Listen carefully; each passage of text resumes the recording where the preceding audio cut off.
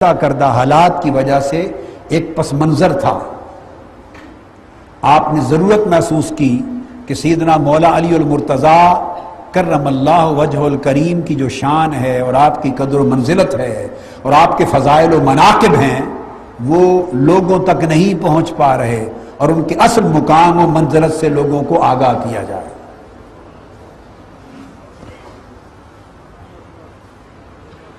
آپ نے دیکھا دمشق میں کہ ممبروں پر اور اجتماعات میں بعض خوارج اور بعض اموی لوگ جن کو بغض تھا، عداوت تھی اہل بیت نبوت کے ساتھ، وہ لوگ جو معرکہ کربلا کے ذمہ داران تھے اور وہ نہیں چاہتے تھے کہ اہل بیت نبوت کی محبت اور ان کی قدر و منزلت لوگوں کے دلوں میں رہے یا لوگوں کے ذہنوں تک جائے، تو وہ سختی کرتے تھے، طعن و تشنیع کرتے، برا بھلا کہتے سیدنا مولا علی شیر خدا کو، سب و شتم کرتے، حتیٰ کہ بعض ایسے حکام بھی تھے کہ ان کے دائرے میں، ان کے زیر نگرانی آپ کا اس میں گرامی تک لینا بھی ممنوع تھا۔ یہ سارے حالات دیکھ کر سیدنا امام ابو عبد الرحمن النسائی کو دکھ ہوا، اور آپ نے چاہا کہ پھر میں مناقب اور فضائل علی پر کتاب لکھوں حدیث کی، اور سند کے اسانید کے ساتھ وہ حدیث کی کتاب لوگوں کو روایت کروں۔ اس پس منظر میں امام نسائی نے یہ کتاب تصنیف فرمائی، اور تصنیف فرما کے پھر دمشق میں تشریف لائے، اور منبر پہ اپنی یہ کتاب خصائص علی ابن ابی طالب رضی اللہ تعالیٰ عنہ، اس کو جمی اسانید کے ساتھ اس کو روایت کیا، اس کو پڑھا، اس کا بیان کیا۔ جب یہ بیان کر چکے یا کر رہے تھے تو خوارج کا غلبہ تھا، اور جو خوارج تھے ان کو بطور خاص کدورت تھی، بغض تھا، عناد تھا، عداوت تھی سیدنا مولا علی المرتضیٰ کے ساتھ۔ چونکہ خوارج کی قوت کو توڑنے کا سبب سیدنا علی کرم اللہ وجہ الکریم بنے تھے۔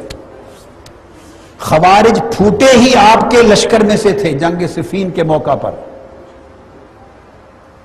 اور الگ جا کے ملک عراق کے بارڈر پر ایک گاؤں تھا ہرورا، اس کو انہوں نے اپنا ہیڈ کوارٹر بنا لیا اور اپنی الگ سے حکومت اور امارت کا آغاز کر دیا، اور سیدنا مولا علی المرتضیٰ جو خلیفہ حق اور خلیفہ راشد تھے ان کے خلاف سازشی سرگرمیوں میں اور محاربت میں، جنگ و جدال میں مصروف ہو گئے۔ کئی جنگیں ہوئی، اور مولا علی شیر خدا اور ان کے لشکر اسلامی کے ہاتھوں انہیں ذلت اور پسپائی کا سامنا کرنا پڑا، اور خوارج بے نقاب ہوئے اور ذلیل و رسوا ہوئے۔ سو یہ سیدنا علی المرتضیٰ کرم اللہ وجہ الکریم کو اپنا دشمن سمجھتے، ان پر فتویٰ زنی کرتے،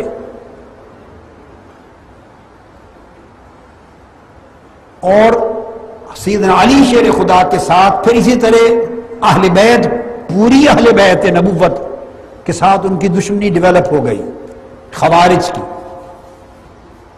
اور وہ فکر پھر رفتہ رفتہ جہاں تک ان کا اثر و نفوذ ہوا وہ آگے سرایت کرتا چلا گیا۔ اور بدقسمتی یہ کہ آج بھی یاد رکھ لیں، اہل سنت، عقیدہ اہل سنت کی شناخت بتا رہا ہوں، توحید و رسالت یہ تو اصول ہیں، محبت رسول یعنی ادب الوہیت کے بعد محبت رسول، ادب رسول، تعظیم و تکریم رسول صلی اللہ تعالی علیہ وآلہ وسلم، یہ تو دو اصل ہیں۔ بعد ازاں صحابہ کرام، خلفاء راشدین اور صحابہ کرام کی محبت اور عزت و تکریم، اور اہل بیت اطہار کی محبت، یہ اہل سنت کے عقیدہ کے نزدیک محبت اہل بیت یہ عین ایمان ہے. جس شخص کا دل محبت اہل بیت سے خالی ہے وہ ایمان سے خالی ہے،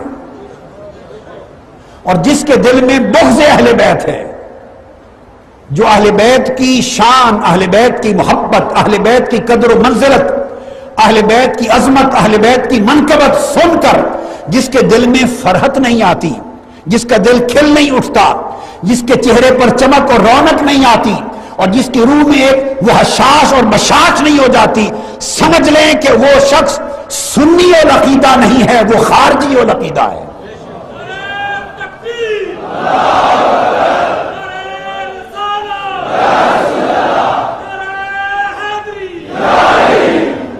اور سیدنا علی المرتضیٰ کی محبت صحابہ کرام کہتے ہیں، صحابہ کرام مسلم شریف میں، ترمذی شریف میں حدیث صحیح ہے، حدیث صحیح. اور صحابہ کرام نے کہا، صحابہ کرام کہتے ہیں کننا، یہ صحاح ستہ میں مسلم اور ترمذی میں، کننا نعرف المؤمنین بحبہم علیہ ونعرف المنافقین ببغضہم علیہ.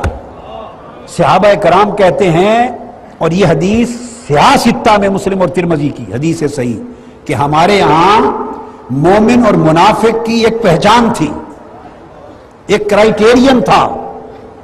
ہم مومن کو پہچانتے تھے حب علی کے ساتھ، اور منافق کو پہچانتے تھے بغض علی کے ساتھ. جس کے دل میں حب علی دیکھتے اور علی کے ذکر سے جس کا چہرہ کھل اٹھتا اور حشاش بشاش ہوتا، ہم سمجھتا کہ اہل ایمان میں سے. اور ذکر علی سے جس کے چہرے پر قبض ہو جاتی، انقباض آ جاتا، گھٹن آ جاتی، اور اسے فرحت نہ ہوتی، ہم سمجھتے کہ یہ منافق ہے. تو حب علی، بدقسمتی یہ کہ یہ خارجیوں نے یہ سوچ اپنے مختلف طریقوں سے، خارجیوں نے، خوارج نے یہ سوچ امت میں ڈال دی کہ جو اہل بیت کا ذکر کثرت سے کرے، علی کا ذکر کثرت سے کرے، وہ شیعہ ہے. یعنی محبت علی، محبت اہل بیت کو تشیع بنا دیا. اور میں یہ کہتا ہوں کہ محبت علی اور محبت اور ذکر علی اور ذکر اہل بیت، یہ تشیع کا الزام دینا یہ خوارج کی سازش ہے. اصل اہل سنت ہی وہ ہے جس کا دل ایک محبت اہل بیت سے لبریز ہے.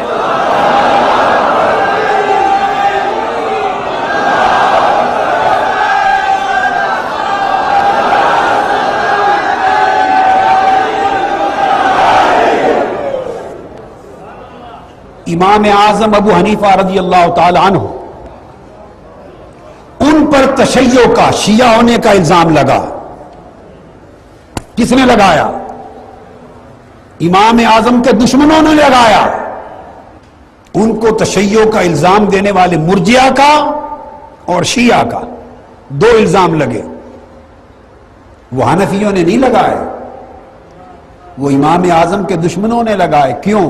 کہ امام اعظم ابو حنیفہ واحد ایک امام ہیں کہ جو اس زمانے میں اہل بیت اطہار میں سے جتنے ائمہ علم زندہ تھے ان کی تعداد 9 تھی. جو مرجع علم تھے امام ابو حنیفہ ایک ایک کے پاس جا کر زانو تلمذ ان کے پاس طے کرتے رہے. 9 ائمہ اہل بیت کے شاگرد ہیں امام اعظم ابو حنیفہ. امام باقر کے شاگرد ہیں امام اعظم، امام جعفر صادق کے شاگرد ہیں امام اعظم، امام زید بن علی کے شاگرد ہیں امام اعظم، امام زید بن علی زین العابدین، نفس زکیہ کے شاگرد ہیں امام اعظم. یہ میں نے امام اعظم، امام ابو حنیفہ، امام الائمہ فی الحدیث، اس پر جو میں نے خطاب کیا تھا میں نے مفصل بیان کیا. اور آپ کو مبارک ہو کہ اس کتاب کی 2 جلدیں بنی ہیں. امام ابو حنیفہ امام الائمہ فی الحدیث، ان کے تمام اساتذہ کی اسانید اس جلد اول میں آ گئی ہیں. یہ 850-900 صفحے کی کتاب ہے جلد اول، اور 900,000 صفحے کی جلد 2 میں ہے. اور بنو امیہ کی غاصبانہ حکومت کے خلاف اور آمرانہ جابرانہ حکومت کے خلاف اور بنو امیہ کی ملوکیت کے خلاف. یاد رکھ لیں بنو امیہ کی حکومت خلافت راشدہ نہیں ہے. اس حکومت کے خلاف اہل بیت نبوت کا جو امام بھی ان کے خلاف اٹھا، امام اعظم ابو حنیفہ اپنی تجارت کی کمائی سے ہزاروں لاکھوں دیناروں اور درہموں سے تھیلیاں بھر بھر کے اس کو بھیجا کرتے تھے. یہ تاریخ ہے، یہ تاریخ ہے. امام اعظم خرچ کرنے والے امام تھے، دینے والے تھے، لینے والے نہیں تھے. اور یاد رکھ لیں امام ہوتا ہی وہ ہے جو دینے والا ہو، لینے والا نہیں ہوتا.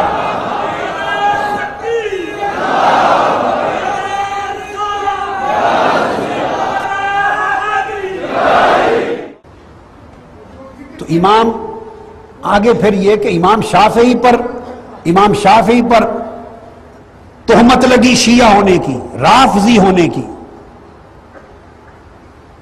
اور امام شافعی کا معروف شعر ہے،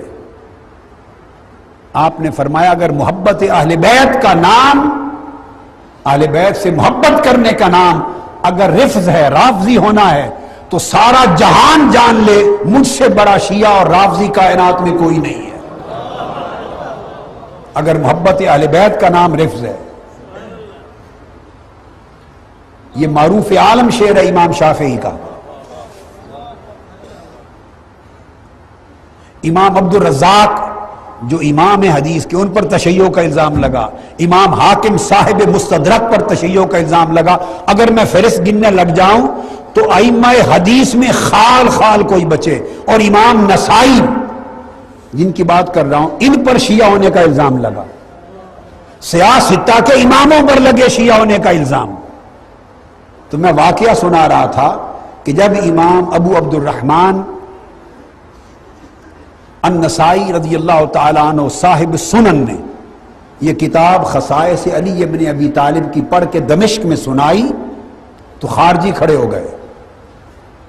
خارجیوں کو نہ اس وقت اہل بیت کی تعریف گوارا تھی نہ آج گوارا ہے. یہ بات سن لیں.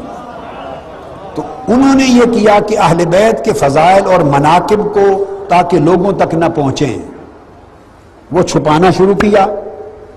اور رد عمل میں جب امت تقسیم ہوتی ہے، تفریق ہوتی ہے، تو دونوں سمتوں میں ظلم ہوتا ہے، انتہا پسندی ہوتی ہے. رد عمل میں پھر جو تشیع کی طرف بڑھے، شیعان علی سے آگے جو وہ علماء، پھر ایک فتنہ شروع ہوا وضع حدیث کا، حدیثیں جھوٹی روایات کو گڑھنے کا. تو دوسری سمت پھر انہوں نے خلفائے راشدین اور صحابہ کرام کے خلاف کئی شیعہ لوگوں نے جھوٹی حدیثیں اور روایتیں گڑھی تاکہ ان کی شان کو گھٹایا جائے اور معاذ اللہ انہیں اہل بیت کا دشمن ثابت کیا جائے. یہ جو تفریق ہے کہ صحابہ کرام کے بارے میں یہ تصور اور خلفائے راشدین کے بارے میں یہ تصور کہ وہ معاذ اللہ اہل بیت کے دشمن تھے، اس سے بڑا کذب اور تہمت کوئی نہیں ہے. یہ ایک طرف سے گڑھی گئی.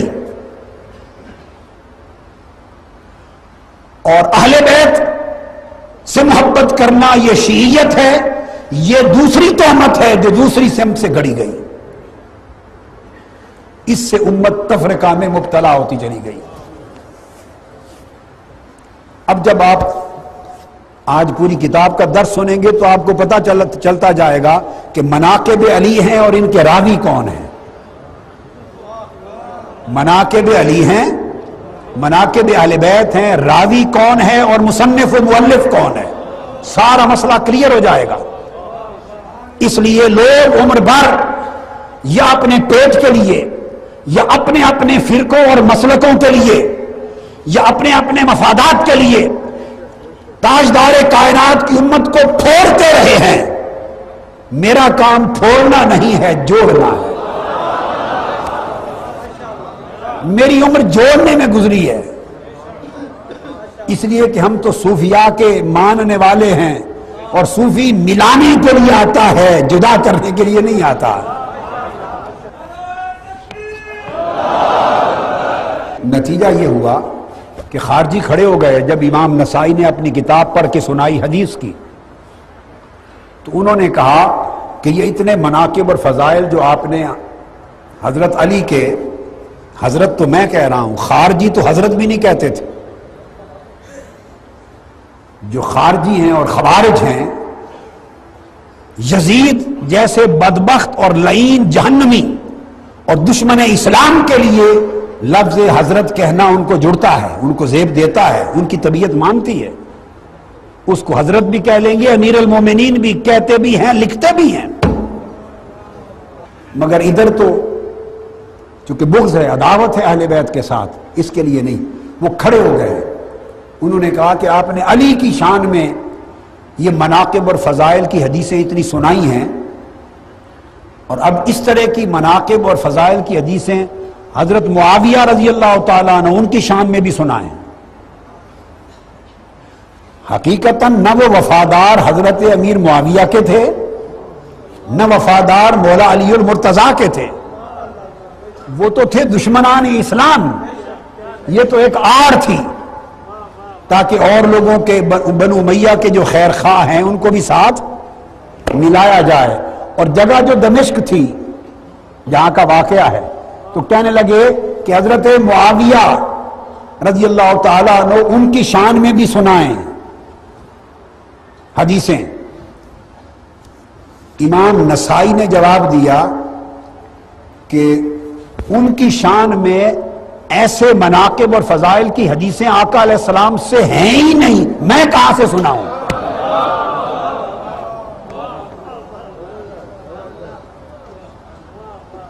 اب یہ بات آپ سمجھے؟ انہوں نے فرمایا کہ ایسے مناقب اور فضائل ان کی شان میں آقا علیہ السلام سے ہیں، مروی ہی نہیں ہے، میں کیسے سناؤں، میں کیسے ان کی تخریج کروں؟ میں دوبارہ امام ذہبی کی اس وقت سیر و فضائل، سیر و اعلام النبلاء میرے سامنے ہے، تو فرماتے ہیں علامہ ذہبی کہ انہوں نے پھر جب مطالبہ کیا، فقیل لہ وانا اسمع، یہ روایت کرنے والے محمد بن موسیٰ المأمونی روایت کر رہے ہیں خود اس پورے واقعے کی، جس کو امام ذہبی نے تخریج کیا۔ فرماتے ہیں کہ میں موجود تھا، سن رہا تھا۔ انہوں نے کہا فقیل لہ، ان سے کہا گیا وانا اسمع، میں سن رہا، الا تخرج فضائل معاویہ رضی اللہ عنہ، جیسے فضائل مناقب کی تخریج آپ نے حضرت علی کے لیے کی ہے، حضرت معاویہ کے لیے کیوں نہیں کرتے؟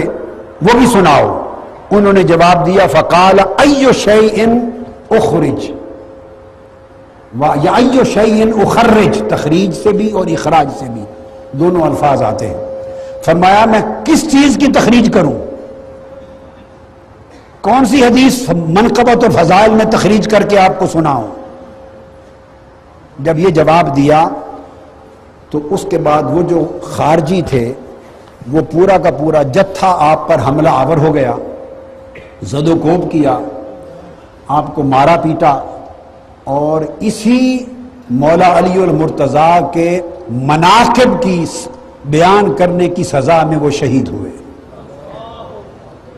اتنا زخمی کر دیا کہ آپ نے دیکھا کہ اب میں قریب وفات ہوں، اپنے تلامذہ سے کہا کہ فوری میری چارپائی میں لٹا کہ اب مجھے مکہ لے چلو، چاہتا ہوں کہ میری روح وہاں پرواز کرے اور مجھے صفا مروہ کے درمیان دفن کر دینا۔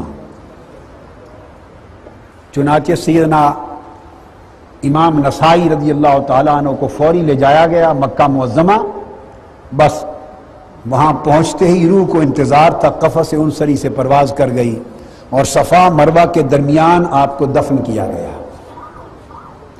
یہ مذہب مختار یعنی جو قوی روایت ہے، دوسری رملہ کی بھی ایک ہے مگر قوی روایت زیادہ یہ۔ اب میں نے اگر آپ پوچھیں کہ یہ کن، سمجھ لیں ایک بات، اسماء الرجال کی اہل سنت کی کوئی کتاب اٹھا لیں، طبقات المحدثین کی کوئی کتاب اٹھا لیں، فن رجال پر کوئی کتاب اٹھا لیں، جہاں امام نسائی کے حالات زندگی، خواہ وہ امام ذہبی ہوں، خواہ وہ خطیب بغدادی ہوں، خواہ امام مزی ہوں تہذیب الکمال والے، خواہ امام عسقلانی ہوں، کوئی امام اہل سنت کا جو اسماء الرجال کا امام ہے اس کی کتاب اٹھا لیں، جس نے امام نسائی کی وفات اور شہادت کا واقعہ لکھا ہو، اس کے سوا کوئی اور سبب آپ کی شہادت کا نہیں ہے۔ میں نے آپ کو پختہ بات بتا دی، کوئی دوسرا واقعہ کوئی روایت نہیں کرے گا، وہ شہید محبت علی ہے، امام نسائی شہید حب علی ہے، یہ امام حدیث ہیں اہل سنت کے جو شہید حب علی ہے۔ میں نے جب یہ واقعہ پڑھ لیا تو میرے ذہن میں ایک سوال آیا کہ صفا مروہ کے درمیان دفن ہونے کی وصیت کیوں فرمائی، اس میں حکمت کیا تھی؟ یہ بات کتابوں میں نہیں لکھی، یہ میرے ذوق اور وجدان نے مجھے یہاں تک پہنچایا، یہ کتابوں میں نہیں ہے کہ دمشق سے چلے اور مکہ معظمہ میں کہا کہ صفا مروہ کے درمیان دفن کر دینا اور وہیں دفن ہوئے۔ میں نے سوچا کہ اس جگہ کا انتخاب کیوں کیا؟ پھر میرے ذوق اور وجدان نے مجھے اس نتیجے پر پہنچا دیا کہ اگر آپ کو اللہ نے نصیب کیا ہو جانا، صفا اور مروہ کے درمیان کا حصہ ہے جو خارج حرم، وہ دیکھیں تو وہ اس کے باہر سارا محلہ بنو ہاشم تھا، پورا محلہ بنو ہاشم صفا مروہ کے درمیان فرنٹ پہ پڑتا ہے، وہیں حضرت خدیجہ الکبریٰ کا گھر تھا، وہیں مولا علی المرتضیٰ کا گھر تھا، وہیں آقا علیہ السلام کی جب شادی ہوئی اور خدیجہ الکبریٰ کا گھر وہی گھر تھا، اور وہی تمام بنو ہاشم کا گھر تھا۔ انہوں نے کہا کہ جن کی، اور میں نے وہ گھر دیکھا ہے مولا علی المرتضیٰ کا، بعد میں تو شہید کر دیے گئے نا سارے گھر اور محلہ بنو ہاشم، اور جبل ابو قبیس، چونکہ حرم پاک کی توسیع ہو گئی، مگر جس زمانے وہ علاقے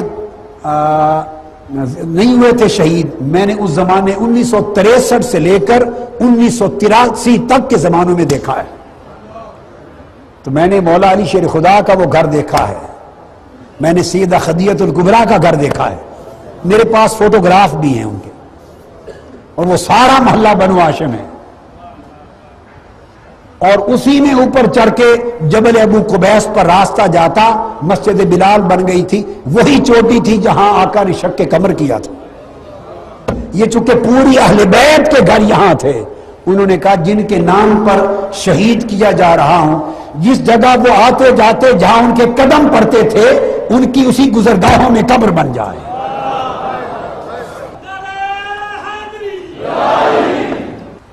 اس بیان کے بعد اب ہم اس کتاب خصائص علی ابن ابی طالب، خصائص امیر المومنین علی ابن ابی طالب، امام ابو عبد الرحمن النسائی رضی اللہ تعالیٰ عنہ، اس کتاب کو دیکھ بھی لیں۔ اب اس کا درس شروع کر رہے ہیں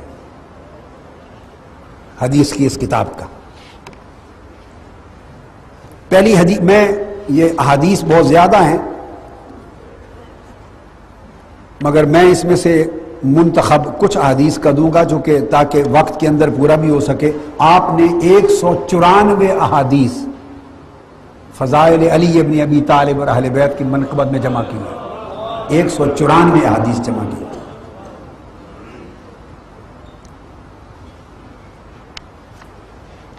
پہلی حدیث جو امام نسائی رضی اللہ تعالیٰ عنہ روایت کر رہے ہیں، اور یہ حدیث کی ایک سند ہوتی ہے، اور یہ حدیث کی جو سند ہے وہ امام عبد الرحمن بن مہدی سے ہے۔ امام عبد الرحمن بن مہدی اس دور کے ان ائمہ حدیث اور ائمہ جرح و تعدیل میں سے ہیں کہ امام بخاری اور امام مسلم جیسے کل ائمہ اگر جس کسی کے بارے میں اس کی ثقاہت، عدم ثقاہت پر ان کا قول آ جاتا تو سب ائمہ اپنا سر جھکا دیتے۔ یہ امام احمد بن حنبل سے بھی پہلے ائمہ میں سے ہوئے ہیں، یہ حجت ہیں علم الحدیث میں اس دور کے۔ ان کی سند سے یہ حدیث آئی ہے جو امام نسائی نے روایت کی، اور اس حدیث کے آگے راوی زید بن ارقم ہے رضی اللہ تعالی عنہ۔ پہلی حدیث، سب سے پہلے تو انہوں نے یہ حدیث سیدنا علی شیر خدا سے ہی روایت کی ہے. پہلی سب سے پہلی حدیث سیدنا مولا علی المرتضیٰ سے روایت کی.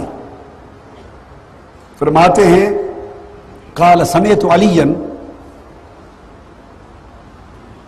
رضی اللہ، سیدنا علی شیر خدا رضی اللہ تعالیٰ نے فرمایا انا اول من صلی مع رسول اللہ صلی اللہ علیہ وآلہ وسلم. مولا علی المرتضیٰ نے فرمایا کہ میں وہ پہلا شخص ہوں جس نے آقا علیہ السلام کی اقتداء میں نماز ادا کی. تو پہلی حدیث تو حضرت علی کی بات تھی، حضرت علی ہی کی زبان سے لائے. دوسری حدیث حضرت زید بن ارقم سے روایت کی، اور حضرت زید بن ارقم سے جو حدیث روایت کی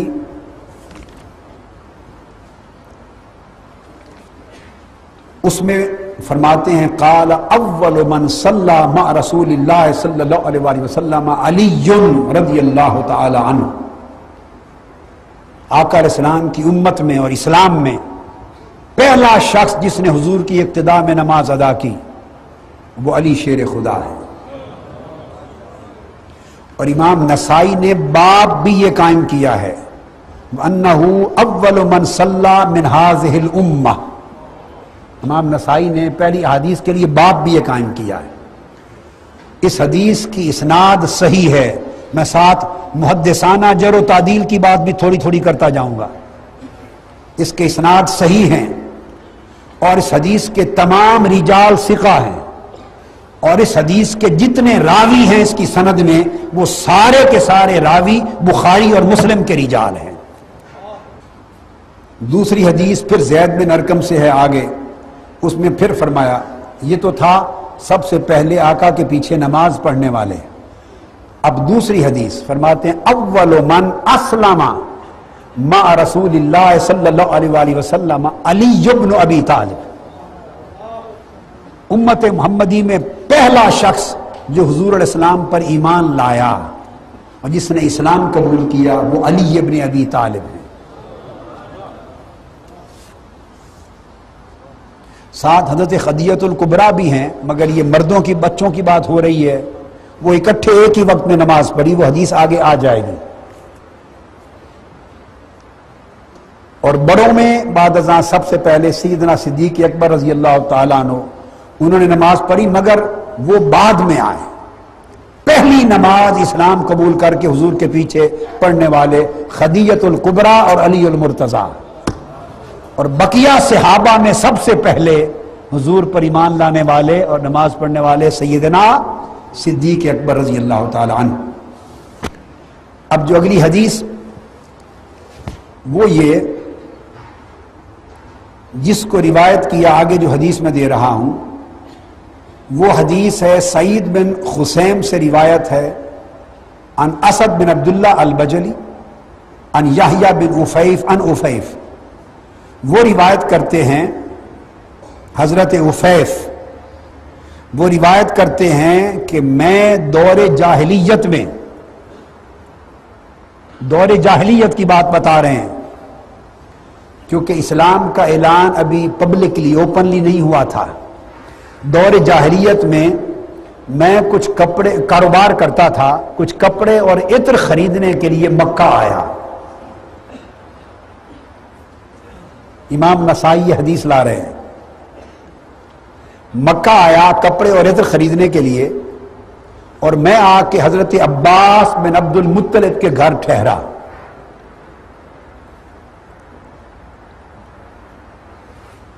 وہ بھی تجارت کرتے تھے. فرماتے ہیں فلما ارتفعت الشمس، دن کا وقت تھا، جب چڑھ گیا سورج تو میں نے کعبے کی طرف دیکھا.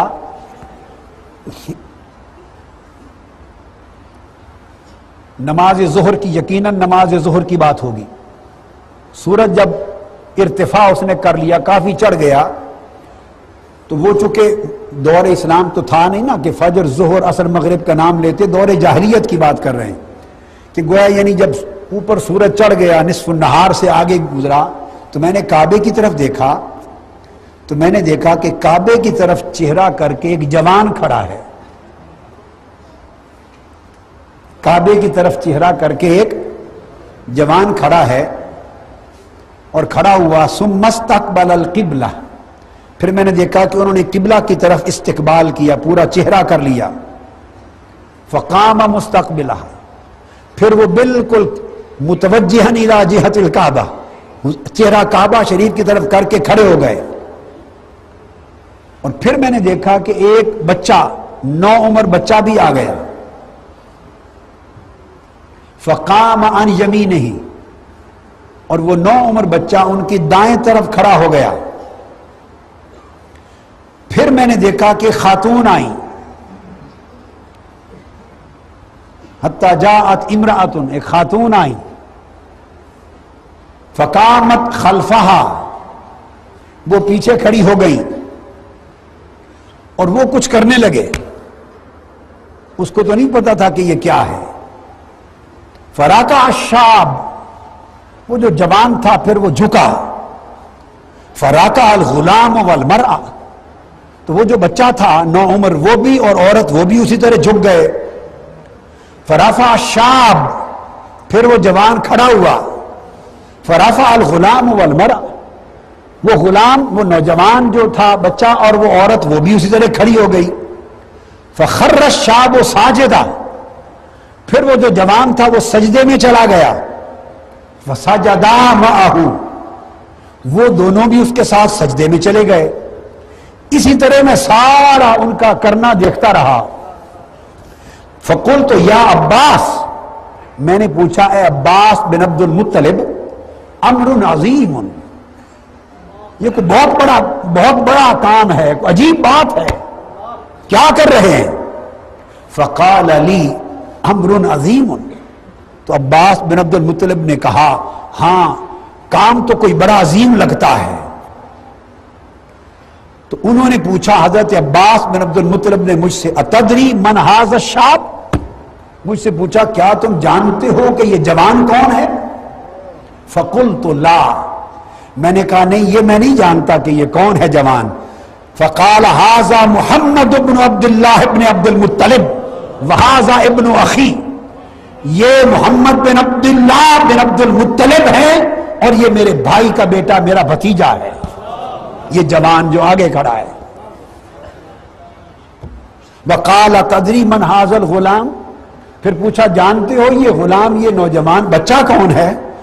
فقلت لا، میں نے کہا نہیں میں نہیں جانتا۔ قال علی بن ابی طالب، یہ علی ابن ابی طالب ہے، یہ بھی میرے بھائی کا بیٹا ہے، میرا بھتیجا ہے، ھذا ابن اخی۔ پھر انہوں نے پوچھا هل تدری من ھذه المرأة التي خلف، پھر کیا جانتے ہو کہ یہ عورت کون ہے جو ان دونوں کے پیچھے کھڑی ہے؟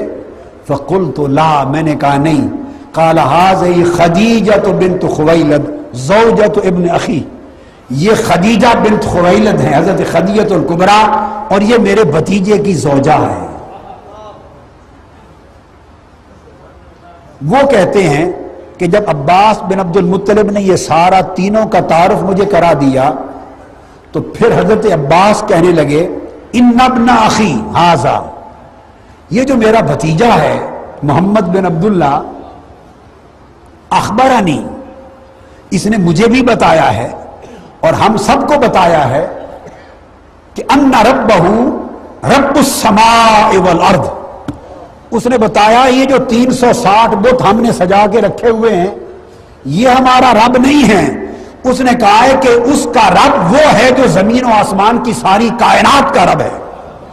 وَأَمَرَهُ بِهَذَا الدِّينِ الَّذِي هُوَ عَلَيْهِ، اور اس کے رب نے اسے حکم دیا ہے کہ یہ دین صحیح ہے، اس پر عمل کرو اور اس کی پرچار کرو۔ اور اس نے کہا لا واللہ ما علی الارض کلها احد علی ھذا الدین غیر ہؤلاء الثلاثہ۔ عباس بن عبد المطلب نے کہا کہ خدا کی قسم اس روئے زمین پر اس وقت تک اس ساری کائنات ارضی پر سوائے ان 3 افراد کے ابھی تک اس دین پر کوئی نہیں آیا۔ ایک محمد مصطفیٰ خود ہے جو داعی دین اسلام ہے، ایک ان کی زوجہ خدیجہ الکبریٰ ہے